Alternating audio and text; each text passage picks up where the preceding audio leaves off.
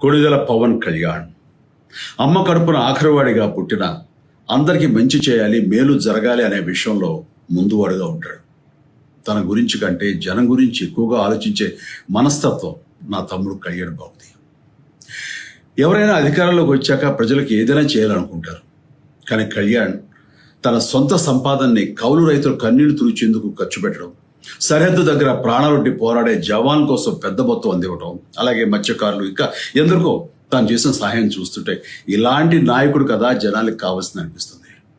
ఒక రకంగా చెప్పాలంటే సినిమాలోకి తను బలవంతంగా వచ్చాడు, రాజకీయాలు మాత్రం ఇష్టంతోనే వచ్చాడు. ఏ తల్లికైనా తన కొడుకు కష్టపడుతుంటే గుండె తరుక్కుపోతుంది. అలాగే ఏ అన్నకైనా తన తమ్ముడు అనవసరంగా మాటలు పడుతుంటే బాధ వేస్తుంది. అలా బాధపడుతున్న నా తల్లికి ఈ అన్నయ్యగా ఒక మాట చెప్పాను. నీ కొడుకు ఎంతోమంది తల్లుల కోసం, వాళ్ళ బిడ్డల భవిష్యత్తు కోసం చేసే యుద్ధం అమ్మా ఇది. మన బాధ కంటే అది ఎంతో గొప్పది అన్నాను.